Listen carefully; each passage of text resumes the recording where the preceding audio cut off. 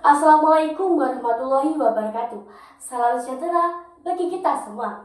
Halo teman-teman semua, perkenalkan nama saya Andini Ramadhani dari kelas 9B. Yang terhormat, Bu Leli Yasviana selaku guru mapel bahasa Indonesia di kelas 9B. Puji syukur kita panjatkan kehadirat Tuhan Yang Maha Esa. Dan terima kasih kepada teman-teman semua karena sudah meluangkan waktu untuk menonton video pidato saya. Sebelum saya mulai berbicara tentang tema yang akan saya bacakan, yang berjudul Remaja Hebat Perlu Pikiran Sehat, izinkan saya bertanya satu hal saja. Teman-teman, pernahkah kalian merasa seperti sedang membawa beban yang sangat berat di pundak, tapi tidak bisa atau tidak berani memberitahu siapapun tentang semua itu? Atau mungkin kalian pernah merasa sedih tanpa tahu alasannya, merasa bahwa tidak ada yang mengerti apa yang sedang kalian rasakan. Jika teman-teman pernah merasakan hal seperti itu, atau bahkan sedang merasakannya saat ini, saya ingin kalian tahu bahwa kalian tidak sendirian. Dan ada banyak di antara kita yang merasakan hal yang sama.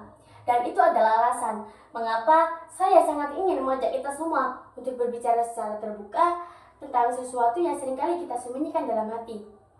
Tanpa berlama-lama lagi, mari kita mulai membahas.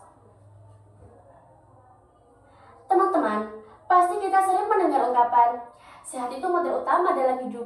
Kalau kita dengar kata sehat, yang langsung terlintas di benak kita biasanya adalah badan yang kuat, tidak mudah sakit, atau punya banyak energi buat beraktivitas. Tapi tahukah kalian, kesehatan kita terdiri dari dua bagian yang tidak bisa dipisahkan, yaitu kesehatan fisik dan kesehatan mental. Remaja seperti kita ini sedang mengalami masa yang penuh dengan berbagai perubahan dan tantangan, mulai dari perubahan fisik yang kadang membuat kita merasa tidak nyaman dengan diri sendiri. Ditambah lagi dengan tuntutan dan harapan dari orang tua yang ingin kita menjadi yang terbaik dan pengaruh dari media sosial. Semua itu bisa membuat kita merasa seperti sedang berdiri di tengah lautan yang bergelombang besar. Terkadang kita bisa berenang dengan baik, tapi terkadang juga merasa akan seperti tenggelam. Banyak dari kita yang biasanya merasakan emosi yang kompleks, seperti mudah marah, merasa cemas terus-menerus, bahkan merasa bahwa hidup ini tidak ada artinya. Menjaga kesehatan mental bukanlah sesuatu yang hanya untuk orang yang sakit jiwa atau memiliki masalah serius. Sama seperti kita yang perlu makan makanan bergizi, berolahraga, dan beristirahat untuk menjaga kesehatan badan kita. Kita juga harus perlu merawat pikiran dan hati kita untuk menjaga kesehatan mental kita. Kesehatan mental yang baik akan membantu kita untuk berpikir jernih, mengelola emosi dengan baik, dan mampu menghadapi segala tantangan hidup dengan lebih kuat.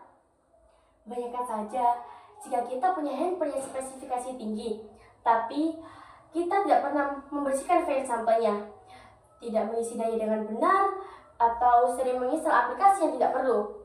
Lama-kelamaan, handphone itu akan hang, lambat, bahkan tidak bisa digunakan sama sekali.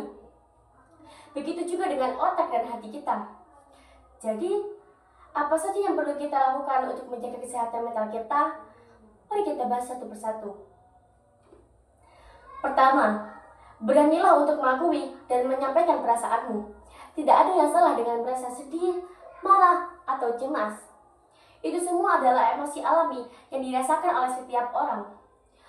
Cobalah untuk mencari orang yang kamu percaya. Bisa jadi orang tua, guru, saudara dekat, atau teman dekat yang pastikan mereka bisa mendengar ceritamu dengan baik.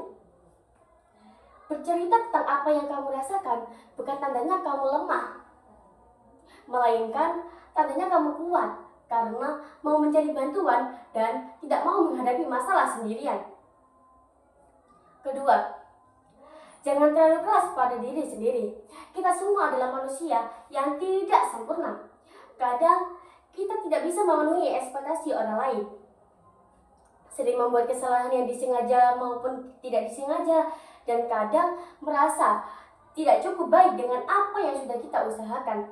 Tapi itu semua adalah bagian dari proses belajar dan tumbuh. Berikan kesempatan pada dirimu untuk melakukan kesalahan dan belajar darinya.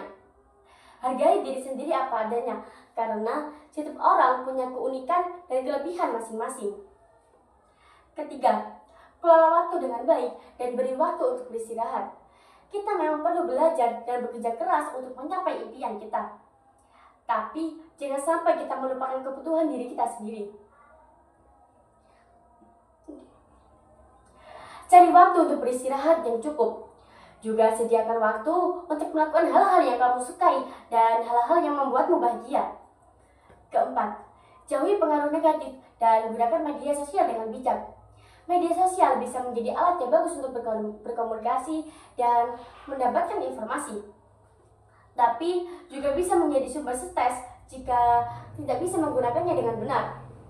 Batasi waktu menggunakan media sosial dan cobalah berinteraksi langsung dengan orang di sekitarmu.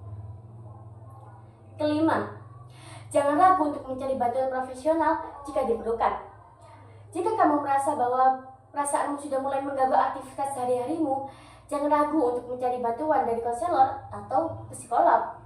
Mencari bantuan profesional bukanlah sesuatu yang harus kamu malu-malukan, melainkan langkah yang cerdas untuk menjaga kesehatanmu.